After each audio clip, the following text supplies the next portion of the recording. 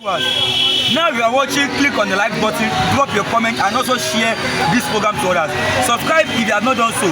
Now there is a plan to install Emir in Igbo land. Let's start from there. Well, I saw it very clearly because that this report that they have already targeted, Abia State for that mission. I don't know how they intend to achieve that. They're trying to play the same politics they played in River State. That made some jihadis single out Port Harcourt, for invasion. I don't know how they want to take that, but something actually played out when federal government under Bola Ahmed Tinubu delegated the Minister of Works, and Housing, David Umahi. I don't know whether it works or what. I think it should be works. I don't really want to know anything concerning that David Umahi. He was in Abia State, and he was, in company of some powerful senators of Igbo extraction. One of them that was very significant is the deputy speaker, Benjamin, Carlo.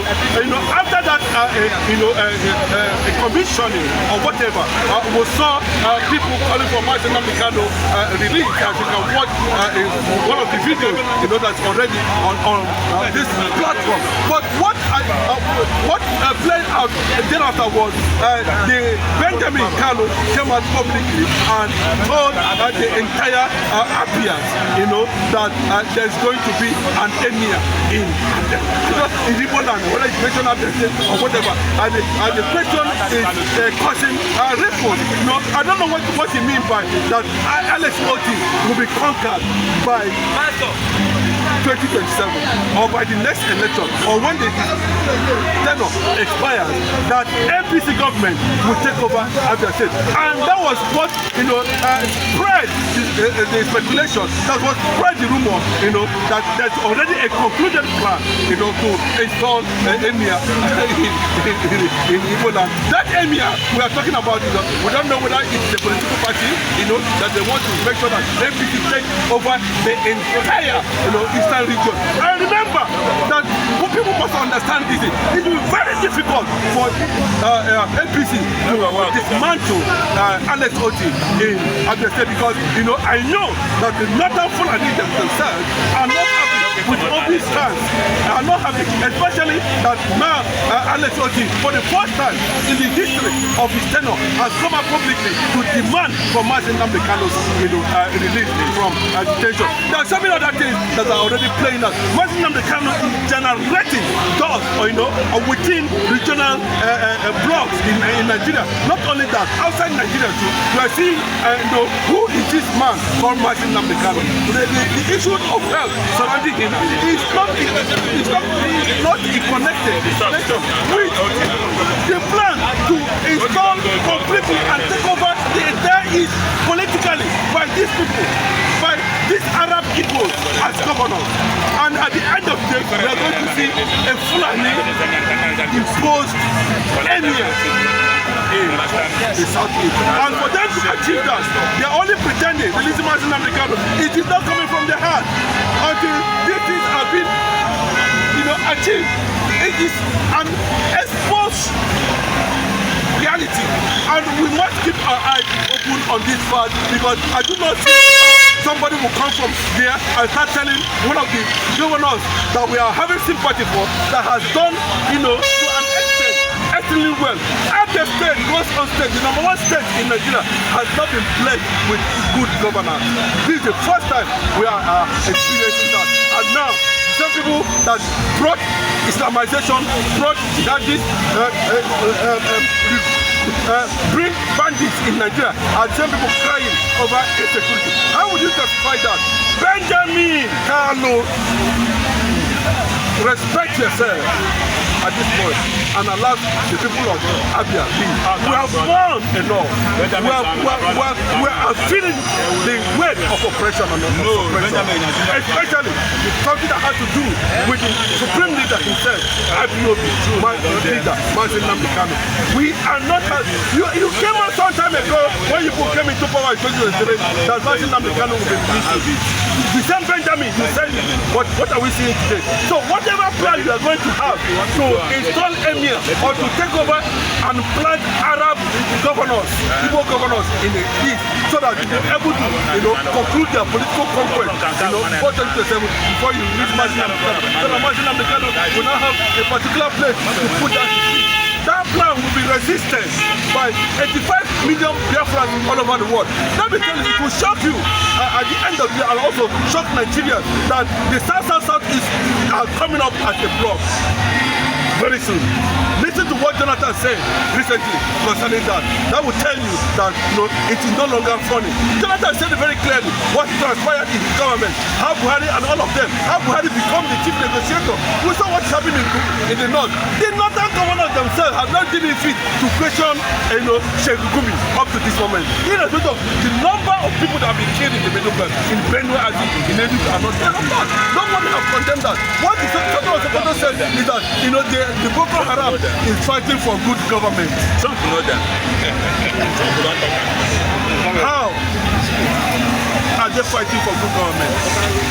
Benjamin, those who made you who you are today, we don't want to know.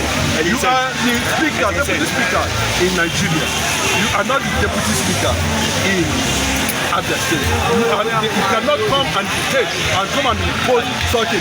And another last thing I want to bring to the public reaction is the issue.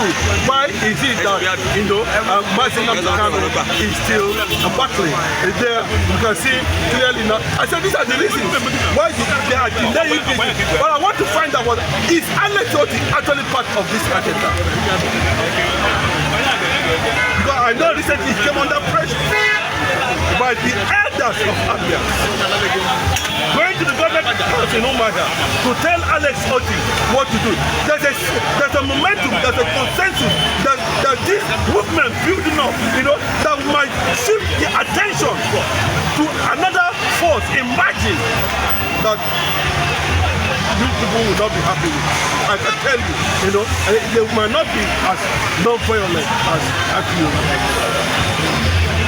Viewers, if you are still watching, click on the like button, drop your comment, and also share this program. We appear in court 8th of October 2025. What can you say about this? Let me just say that they have written to the World Medical Association. The woman, the head of the president is from Ghana. I think I can remember his name. Something sleep. I can remember her name. But the World President of the Medical Association of Nigeria. The petition have gotten to her. The Nigeria Medical Association, from what we are hearing, has also released a report. But I think there will be court decision on that. They are working on that. 7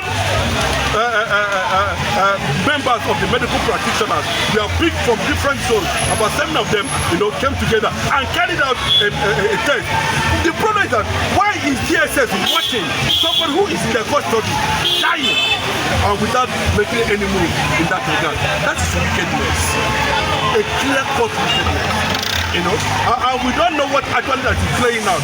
The Martin Namdekano is totally handicapped. Can these politicians do they have conscience at all? Especially those from the eastern part of the country. Do they actually have conscience?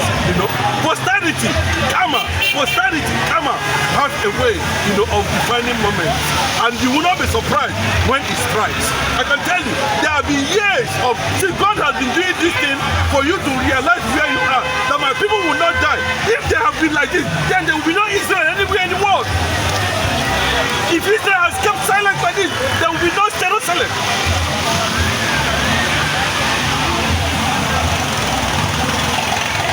What are they going to come out now and say that the report that was initially given by Martin Namdekano personal doctor, who is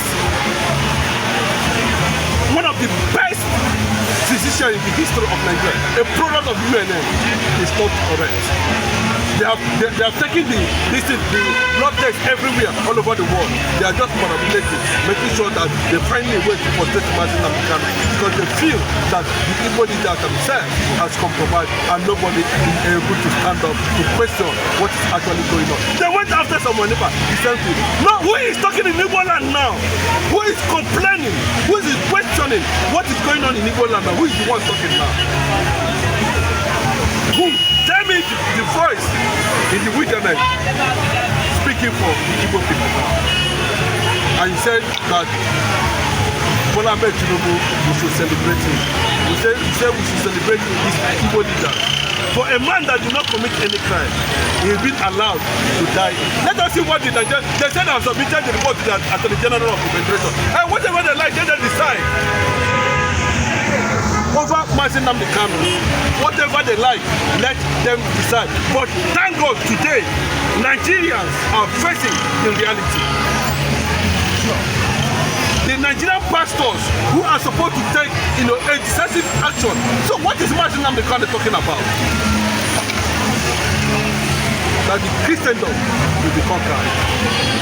And look at, there's no justification. So we are moved from that era to where is Omotosho actually going to judge in the court? James Omotosho, the presiding judge, what are you going to judge now?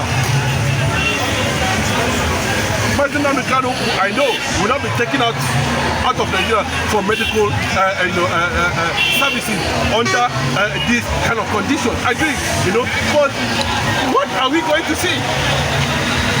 Are we going to see Mazin Nnamdi Kanu discharged and acquitted according to what has been pronounced by the Supreme Court? That's going to be a devastating issue if Mazin Nnamdi Kanu dies in DSS custody. It will all be for everybody who has come to that point. This is not happening under Bola Ahmed Tinubu. I don't know why Bola Ahmed Tinubu is keeping him there. Actually, we do not know. Is it aligning with the movement we are talking about? Does it support that? We saw what's happening in United Nations General Assembly, where the government delegate went and supported Hamas. Viewers, if you are still watching, click on the like button, drop your comment, and also share this program. Subscribe if you have not done so. God bless you and have a nice day.